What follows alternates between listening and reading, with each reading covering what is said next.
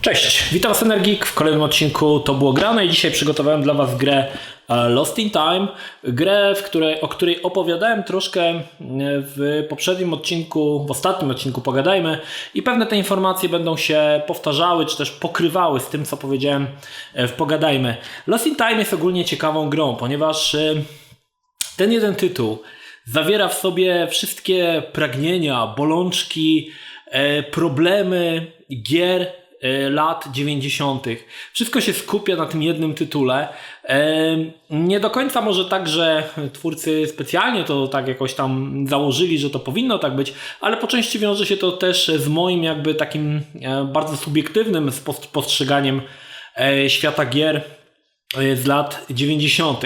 Gra została wyprodukowana w 1993 roku przez popularne studio Cocktail Vision. Już wtedy zostało ono wykupione przez Sierra, także wydaje mi się, że pomimo, że Sierra wykupiła Cocktail Vision, oni mieli cały czas wolną rękę na tworzenie swoich gier przygodowych i te gry przygodowe, tak jak powiedziałem w Pogadajmy, w nie się grało bardzo sympatycznie, dlatego że gry Sierry były ogólnie miejscami strasznie denerwujące, irytujące, trudne, bardzo takie miejscami nawet można powiedzieć siermiężne. Natomiast gry Cocktail Vision miały to do siebie, że grało się w nie bardzo przyjemnie. Wspomnę chociażby o innych tytułach Goblins, 3 częściach Goblins, tych jeszcze dwuwymiarowych, które były naprawdę fantastyczną grą, którą nawet jeżeli się zaciąłeś, to i tak ci się grało w to mega przyjemnie. To było naprawdę takie mega doświadczenie i fajnie spędzałeś czas. Czułeś, że fajnie spędzasz czas. No oprócz tego oczywiście chociażby Urban Runner, który też pojawił się w poprzednich odcinkach To Było Grane. Gra, która była takim, tak jak powiedziałem w odcinku o tej grze, jednym z niewielu typowych interactive movie. No i mamy Lost in Time, które również jest bardzo przyjemną grą, aczkolwiek mam wrażenie, że twórcy w wielu miejscach tutaj przekombinowali, a też wręcz wykorzystali elementy, które doprowadzały graczy z lat 90. lubiących przygodówki wręcz do szału.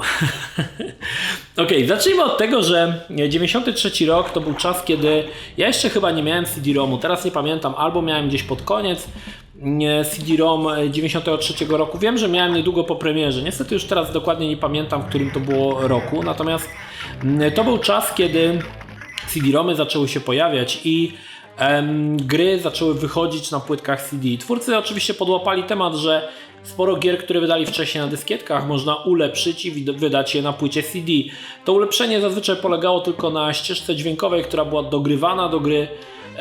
Wrzucane to było na płytę, czyli cały dubbing, pełny dubbing całej gry i wrzucane na płytę i sprzedawane jeszcze raz za tą samą cenę. I to było dosyć popularne w latach 90. i dzisiaj wydaje się być to takim trochę pójściem po najmniejszej linii oporu, aczkolwiek wtedy raczej nikt za bardzo do tego nie przykładał, znaczy nie brał tego tak, że to jest jakieś nie fair w stosunku do graczy. Przypominam, że w latach 93 nadal wszyscy mocno jechali na piratach, więc wierzcie mi, nikogo to nie obchodziło, że gra że drugi raz trzeba płacić za to samo, zwłaszcza, że nawet te czasopisma popularne wtedy, Secret Service, Top Secret, też jechały na piratach, więc nie było z tym żadnego problemu. Natomiast dzisiaj wydawało się to całkowicie jakby takim absurdem, że ktoś wydaje drugi raz grę, każe sobie za nią płacić, a jedyne co dodaje to pełny dubbing, tak? To jest dosyć słabe. Byłoby dzisiaj uważane za dosyć słabe. Natomiast wtedy gracze się tym jarali, recenzenci się nawet tym jarali, ponieważ większość gier była niema, no bo wszystko to było na dyskietkach, więc nie było możliwości na tych dyskietkach upchać całej listy dialogowej, aby wszystkie postacie mówiły ludzkim głosem. Więc zazwyczaj po prostu te gry były nieme, opierały się jedynie na tekście, który wyświetlał się podczas przechodzenia gry. Z Lost in Time jest dosyć ciekawa sprawa, bo w tamtych latach, wcześniej troszkę, kiedy Zbylu pierwszy raz pokazał mi pierwszą grę na Amigę, którą mogłem zobaczyć organoleptycznie, faktycznie, nie na jakichś screenach z czasopism, ale faktycznie jak to wygląda, i była to gra Lost Patrol. Składała się ona z takich, to była taka gra, trochę mikrozarządzanie, trochę strategia. Natomiast to, co zapamiętałem Lost Patrol, to zdecydowanie to, że w trakcie gry pojawiały się takie malutkie filmiki z żołnierzami z Wietnamu i to były tam, one działały nie wiem ilu, w 12 klatkach, w 7, nie pomnę dzisiaj, ale liczyło się to, że to był digitalizowany film i ten digitalizowany film wyświetlał się na ekranie monitora przez Amigę. Na mnie to robiło ogromne wrażenie, na większości osób robiło to wrażenie, bo my chcieliśmy w tamtych czasach, żeby te gry wreszcie dogoniły telewizję, żeby postacie były ładnie animowane, żeby te postacie zaczęły mówić ludzkim głosem. Oczywiście to nie było możliwe do momentu, aż nie weszło już tak na stałe czytnik CD i nowe nośniki CD-ROM, aczkolwiek wiele firm próbowało tego dokonać, m.in. Infogrames z Return to Zork i m.in. też właśnie Lost in Time. No i wtedy, gdy to zobaczyłem u Zbyszka, to Lost Patrol, to zanim jeszcze miałem Mad Doga 2, który pozamiatał wtedy całkowicie wszystko, wpadła mi właśnie w ręce gra Lost in Time, ponieważ 93 rok to był rok, kiedy nie rozumiałem ani jednego słowa po angielsku, więc zazwyczaj gry przygodowe po prostu graliśmy z opisem i dla nas bardzo ważne było to, ponieważ nie rozumieliśmy fabuły, nie rozumieliśmy dialogów. Dla nas bardzo ważne było sama prezentacja gry, żeby było dużo jakichś fajnych animacji, cutscenek. Z tego żeśmy się najbardziej cieszyli. To jest dzisiaj wydaje się to absurdalne, ale to było wyznacznikiem tego, czy gra jest fajna, jeżeli chodzi o grę przygodową w tamtym czasie. Bo tak jak mówię, no z językiem angielskim wszyscy byliśmy na bakier. Ja miałem w podstawówce niemiecki, więc angielski był dla mnie totalnie w ogóle jakimś czarną magią. Ale graliśmy w te gry przygodowe głównie po to, żeby oglądać fajne animacje, fajne cutscenki.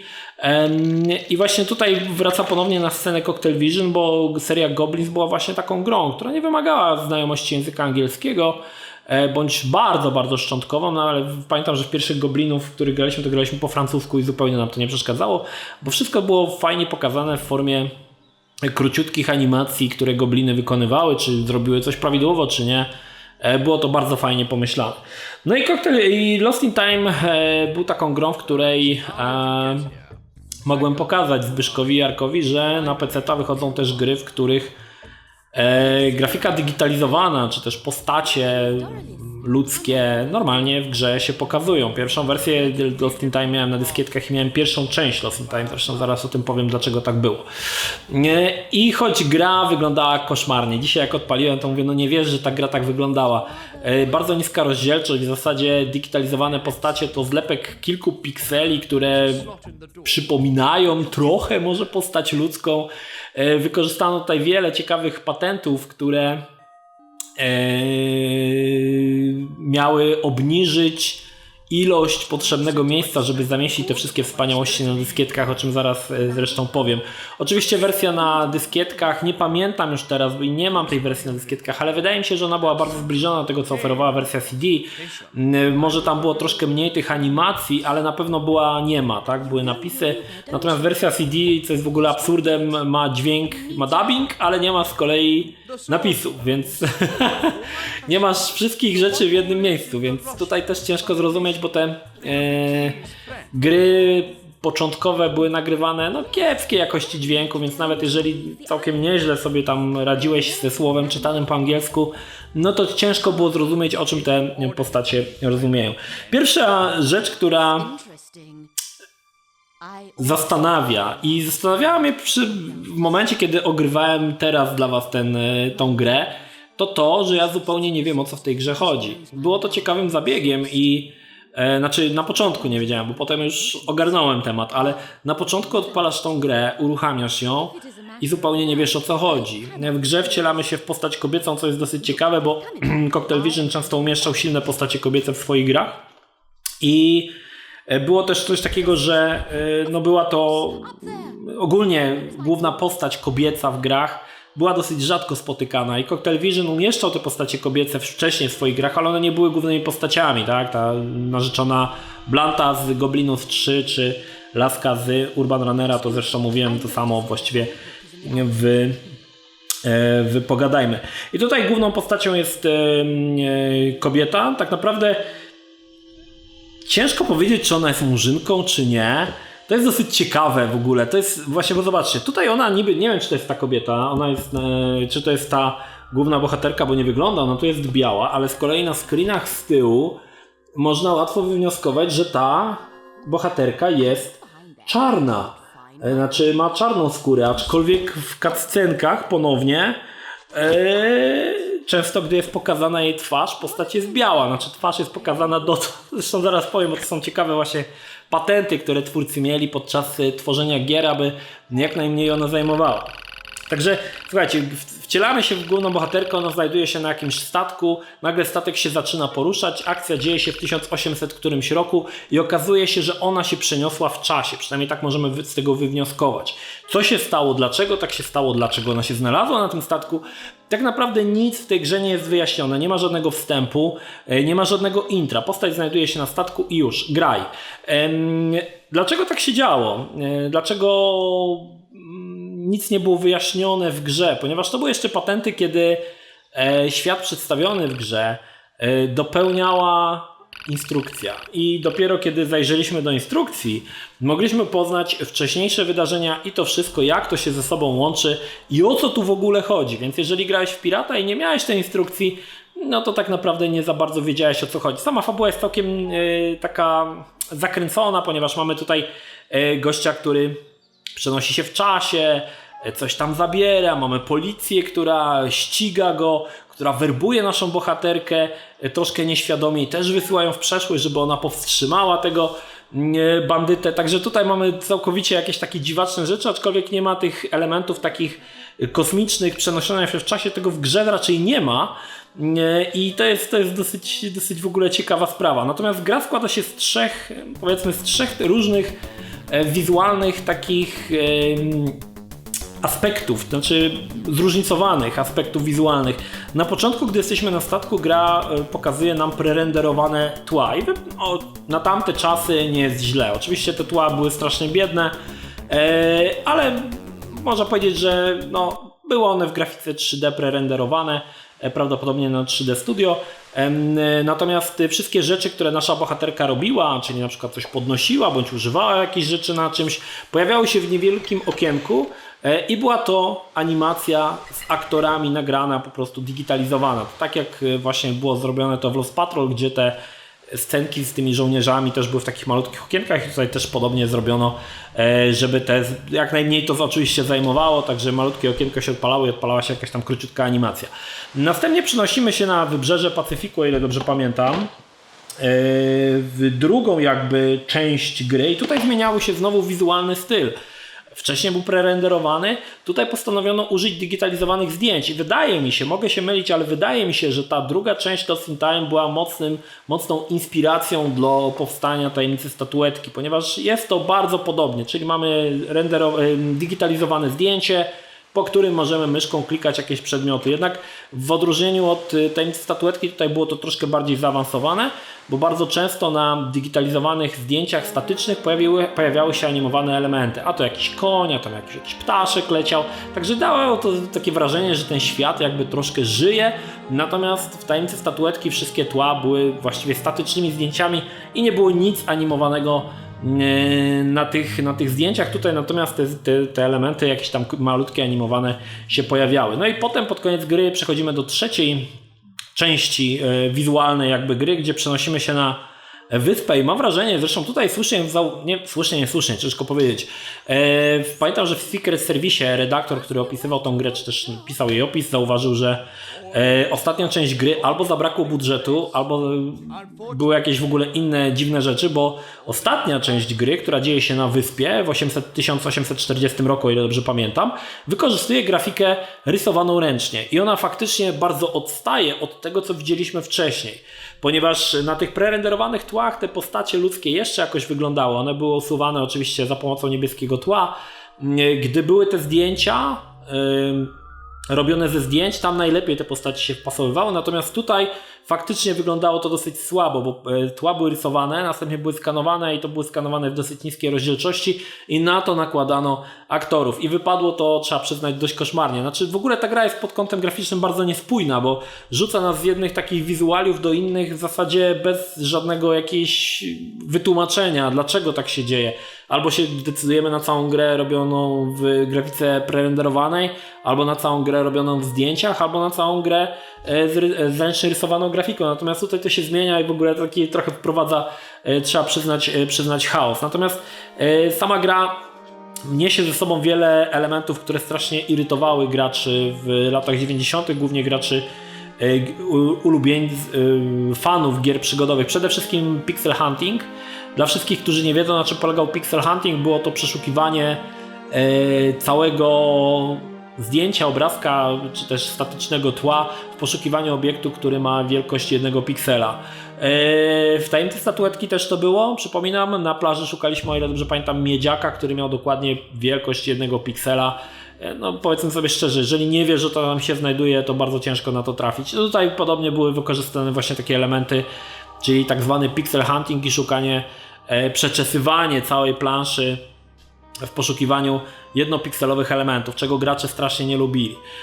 Kolejna rzecz to to, że są tutaj elementy, które powodują, że możesz zablokować się na amen, gra ci nie powie, że się zablokowałeś i gry już dalej nie przejdziesz. Czyli na przykład możesz spalić coś w ognisku, przez to, że nie wyjąłeś czegoś, musisz spalić. Posłużę się przykładem, no nie sądzę, żeby wiele osób grało. Musimy spalić taki worek w ognisku i w tym worku są 2 rzeczy. Jeżeli nie wyjmiesz tych 2 rzeczy, one się spalą w tym ognisku i to już cię blokuje, że nie przejdziesz dalej, bo w pewnym momencie tej rzeczy będziesz potrzebował, żeby grę ukończyć. No i niestety tej rzeczy nie masz. Gra nie zakomunikuje ci o tym, że zrobiłeś coś nie tak. Jeżeli grasz na iluś tam save'ach, to nie ma problemu, żeby się cofnąć, ale jeżeli grasz na jednym save'ie, to w zasadzie musisz całą grę rozpocząć od początku. Nie ma tutaj możliwości cofnięcia się. Także to były takie elementy dosyć irytujące. Kolejna irytująca rzecz to w ostatniej części gry, której mam wrażenie, że autorzy tak trochę skakali, bo na początku to się nie zdarza i nagle w ostatniej części gry mamy zagadki, czy też pewne sytuacje, które musimy rozwiązywać na czas. Mamy określony czas, żeby coś wykonać. I to też było słabe strasznie, bo wcześniej tego nie było, tak? A nagle bach. Dlaczego? Nie wiadomo. Także to są też takie rzeczy, które strasznie irytowały graczy w tamtym czasie. Całe szczęście zrezygnowano z rzeczy, które pojawiały się często w grach Sierry, czyli w jakichś takich zręcznościowych elementach, pół biedy, ale to były takie elementy, które strasznie graczy irytowały. Inna rzecz, że kolejna rzecz, która też pojawiała się często w grach i która też strasznie irytowała, to to, że do pewnych na przykład szuflad musieliśmy zajrzeć kilka razy. Jeżeli w szufladzie były 3 przedmioty, to postać nie zebrała tych wszystkich przedmiotów po pierwszym spojrzeniu do szuflady, tylko zbierała je po jednym. Wychodziłeś z założenia, że w szufladzie już nic nie ma, że wszystko zebrałeś, a musiałeś jeszcze kliknąć raz, znalazła inny przedmiot i jeszcze raz znalazła inny przedmiot. Strasznie to było irytujące i bardzo wprowadzało taki, że gracze po prostu, no nie było to trochę takie oczywiste, tak? To było strasznie takie irytujące i też to była jedna z bolączek gier w latach 90., które właśnie wymagały tego typu rzeczy i to się też znajduje tutaj właśnie w Lost in Time. Także dużo takich rzeczy, które strasznie były irytujące i z jednej strony przedstawiały wszystkie te bolączki gier wideo. Natomiast fajne jest to, że twórcy w 1993 roku postanowili Lost in Time wydać na dyskietkach, czyli gracze, którzy pragnęli tych digitalizowanych postaci, digitalizowanych aktorów, wydali tą grę na dyskietkach. I tutaj jest też ciekawostka, bo nie pamiętam na ilu to dyskietkach było, niemniej jednak została ona wydana w dość dziwny sposób. W Europie Lost in Time zostało wydane w 2 częściach, czyli jeżeli chciałeś mieć całą grę, musiałeś kupić 2 pudełka. W jednej było ileś tam dyskietek, nie wiem, 12 i w drugiej części też chyba było 12 dyskietek, więc to w zasadzie płaciłeś podwójną cenę, żeby mieć całą grę. W Stanach wersja dyskietkowa została wydana w jednym pudle i tam było 20 parę tych dyskietek, natomiast została wydana jeszcze wersja CD, które były obydwie części razem. To było dość dziwne, bo gracze europejscy musieli kupić w zasadzie 2 razy więcej, zapłacić 2 razy więcej za tą grę niż na przykład Amerykanie, ale Gra była duża, no z tego względu, że twórcy zdecydowali się zamieścić tych prerenderowanych aktorów, te prerenderowane cutscenki, których gracze wręcz pożądali w tamtym czasie. No i tutaj jest ciekawe wykorzystanie różnych zabiegów, które miały zmniejszyć ilość miejsca zajmowanego na dyskietki. To były czasy, kiedy nie było DivXów. Każda z gier, która była interaktywnym filmem i korzystała z filmów, czy też z aktorami, korzystała z własnych metod kompresji. To było dosyć ciekawe. To nie było to jak dzisiaj mamy to w sumie bardziej tak ujednolicone i większość korzysta na przykład z kodera Bing. Większość gier, często widzicie na przykład Bing Video, to jest właśnie koder RadTool. RadTool chyba to się nazywa, nie pamiętam już.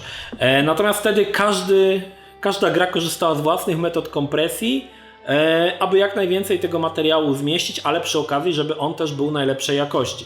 Więc co robiono w takich sytuacjach, kiedy mieliśmy na przykład postać na tle, która była animowana? Jak zmniejszyć to? Jednym z najprostszych elementów było to, że na tle, które było całkowicie nieruchome, było, nazwijmy to JPG-iem, czyli nieruchomym tłem, mieliśmy wyciętą postać, wykluczowaną na przykład na blue screenie i ona się poruszała oczywiście w jakiejś małej ilości klatek, na przykład w 12 i była to animacja zapętlona, czyli ta animacja trwała, jeżeli byśmy puścili ją od początku do końca, trwała na przykład, nie wiem, 2 sekundy i ona była zapętlona. Często autorzy tutaj przynajmniej w Lost in Time zrobili tak, że ta pętla odpalała się w różnych miejscach, więc sprawiało wrażenie, że ta postać wykonuje inne gesty, czy też nie jest to cały czas odtwarzany loop, tak, że on tam gdzieś się łamie ten loop i coś się dzieje innego, ale to cały czas była jedna animacja. Innym elementem na przykład to, że tutaj właśnie w Lost in Time to zastosowano, że postacie często mówią, aktorzy często mówią w grach, tak? Jeżeli mówią, no to jeżeli wypowiada postać zdanie, to dobrze by było pokazać aktorkę całą, jej twarz, jak mówi ona, tak? Widać, że się jej usta ruszają i są dostosowywane do tego, co mówi. Jak wyszedł z tego Cocktail Vision? W całkowicie jakiś absurdalny sposób, nie wiem kto na to wpadł. I zrobiono tak, że postać bohaterki, która przemawia, jest pokazana tak. Nie widać jej ust. Widać jej tutaj czoło, widać oczy, nos, a usta już są obcięte panoramą.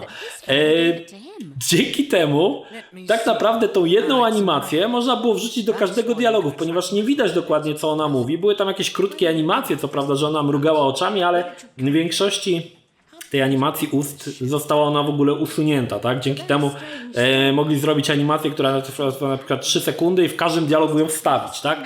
Innym elementem było to, że ponieważ postać kobieca jest dosyć duża na ekranie i zajmuje prawie całą przestrzeń ekranu, no to zajmowała ona dosyć dużo miejsca.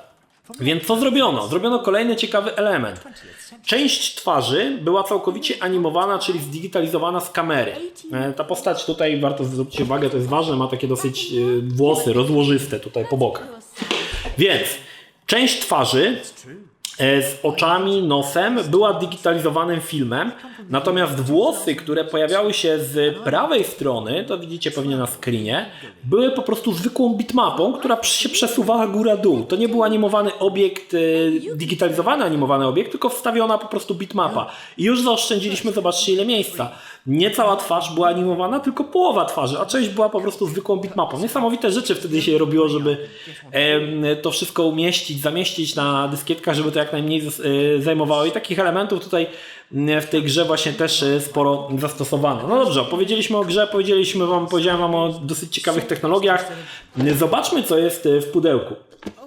Gry ogólnie w Cocktail Vision nie są jakoś specjalnie bogate w to, co mamy w środku, a więc mamy na początku okładkę. Tutaj jest ciekawostka, że to były czasy, kiedy bardzo często gry się kupowało ze względu na to, czy fajnie wygląda pudełko. Nie było opcji, żeby wszystkie gry omówić. Zapraszam kiedyś was na panel, który zrobię, nie wiem, na PGA albo na Pyrkonie o najgorszych okładkach z gier i wtedy wam opowiem wszystko. Jest to dosyć ciekawy temat. Natomiast okładka miała zachęcać. Mieliśmy laskę w staniku. Nie wiem dlaczego w staniku, bo ona tu w grze w staniku nie chodzi, ale to już zachęcało, tak, że jakiś lachon tutaj, tego cycki, wiadomo. No z tyłu mieliśmy oczywiście informacje, parę screenów, które pokazują, o czym gra będzie. Zauważcie, że bardzo ważnym było to, żeby na screenach pokazać digitalizowaną aktorkę, co oczywiście dla graczy spragnionych tych digitalizowanych aktorów było taką informacją, że będą animacje digitalizowane i to było dosyć ważne. Dzisiaj może się to wydać głupie, ale wtedy było to bardzo ważne. Ok, po zdjęciu obwoluty mieliśmy takie białe pudełko. W środku znaleźliśmy kartę referencyjną, czyli jak odpalić grę na płycie CD. Ciekawostka, ten manual, w którym mieliśmy początkowe omówienie historii, która cały ten tekst pełnił troszkę rolę intra do gry, które troszkę zawiązywało akcję i wyjaśniało, co się w ogóle dzieje. Bardzo często będzie ten element stosowany również w innych grach. Mieliśmy na przykład omówienie wszystkich postaci, które pojawiają się w grze. Też to było dosyć istotne, bo gra sama z siebie nie wyjaśniała, kto jest kim w grze. Musieliśmy posiłkować się właśnie takim manualem. Oczywiście była gra. Grę mam jeszcze zapieczętowaną w folii, jak widzicie. Bez żadnej okładki, zwykła płyta wrzucona w pudełko, dosyć słabo. Oczywiście manual można było sobie potem schować do tego. Nie wiem, dlaczego on jest osobno i nie był w płycie, ciężko powiedzieć. I ostatnia rzecz, która w jakimś chyba odcinku już się pojawiła, była jeszcze dyskietka. Słuchajcie, to było ciekawe, bo gra widocznie posiadała jakieś błędy, które mogły uniemożliwić ukończenie produkcji. W tamtym czasie internet to chyba jeszcze było science fiction, więc można było zrobić dwojako. Albo umieścić patch na jakimś cover disku do jakiegoś czasopisma. Wtedy wychodziły czasopisma, które posiadały dyskietkę. Nie płytę CD, tylko dyskietkę z programami. Sam miałem takich kilka programów. Albo można było umieścić dyskietkę w pudełku z grą. I zawierała ona patch do gry, który naprawiał jakieś tam niewielkie błędy, bądź umożliwiał ukończenie gry, co wcześniej się niestety mogło nie udawać. Także bardzo fajny pomysł, tak, że ktoś dorzucał dyskietkę, bo wtedy, no wiadomo, nawet wiecie, to no, tak jak mówię, no nie było internetu, nie było skąd tego ściągnąć. Nie wiem, czy w Stanach już był internet, pewnie jakiś tam szczątkowy był, ale w Polsce działało to wtedy w 1993 roku, to działało chyba na BBS-ach jeszcze. Także podejrzewam, że patch, który zajmował nawet 300 KB, ściągałby się dosyć długo i jego koszt byłby dość wysoki do tego, co do wielkości, jak i do tego pewnie co oferował. Także dyskietka z patchem znalazła się w pudełku. Ok, i to właściwie wszystko, nic więcej nie było. Czyli taki można powiedzieć zestaw standardowy, no może poza tą dyskietką, która też się pojawiała w jakimś tam już grze. Widziałem, że w którejś grze dyskietka z patchem była. Nie pamiętam już czym. W Another World czy w czymś takim. Jak dzisiaj się gra w Lost in Time? Oj, ciężko, powiem wam, ciężko, bo gra jest naprawdę brzydka. Jest niesamowicie brzydka. W 93 roku, gdy grałem w Lost in Time, o wiele bardziej mi się podobała, no ale wtedy byłem zajarany tymi digitalizowanymi postaciami i to, że to przypominało zlepek pikseli jakiegoś mutanta zlepionego z pikseli, zupełnie mi nie przeszkadzało. Jarałem się tym, że to jest postać, która przypomina trochę postać. Natomiast dzisiaj, powiedzmy, wygląda to bardzo słabo. Gra straszy wręcz gigantycznymi pikselami. Granie bez tej instrukcji w zasadzie nie ma zupełnie zielonego, nie ma żadnego sensu, bo w ogóle nie będziecie wiedzieć, o co chodzi w tej fabule. Problemy, jakie są w grze, czyli te naleciałości, takie znielubiane elementy gier przygodowych, wszystkie się odhaczyły w Lost in Time. Dlatego nie polecam. Już to, co zobaczyliście tutaj, powinno wam wystarczyć do tego, żeby trzymać się od tej gry troszkę z daleka. Natomiast to jest fajny kawał historii. Fajna próba przeniesienia w zasadzie takiego feelingu gier, feelingu Interactive Movie wydawanego na płycie CD na dyskietki. Próbowali, wyszło to całkiem nieźle, choć trzeba przyznać, że wersja na CD jedyne co oferowała to w zasadzie większą ilość, dialogi nagrane, natomiast te wszystkie animacje wydaje mi się, że były też w wersji dyskietkowej. Tak czy tak, no ciekawa sprawa Lost in Time. Chciałem zrobić tą grę już jakiś czas temu, ale jakoś nie mogłem się zdobyć, bo wiedziałem, że będę mocno rozczarowany, kiedy tą grę uruchomię i lepiej ją zapamiętałem z czasów z 90 lat niż teraz, kiedy tą pamięć po niej sobie popsułem, grając w tą grę jeszcze raz. Niemniej, tak to wyglądało, Lost in Time. Nie mogę powiedzieć, że to jakiś kamień milowy gier wideo, prawdopodobnie nikt z was o niej nie słyszał. Mało tego, nie za wiele informacji znajdziecie o tej grze na internecie, a wszystkie, które są, to są bardzo zdawkowe, więc w zasadzie gra bardzo szybko została zapomniana. No czego nie można powiedzieć o innych produkcjach Cocktail Vision, jak chociażby właśnie fenomenalne Gobliny. Okej, rozgadałem się pół godziny na odcinku, to dosyć sporo, ale mam nadzieję, że trochę was przeniosłem w te lata 90. i trochę powiedziałem ciekawostek na temat produkcji gier w tamtym czasie. To tyle. Pozdrawiam was, Energik. Trzymajcie się. Do następnego. Cześć.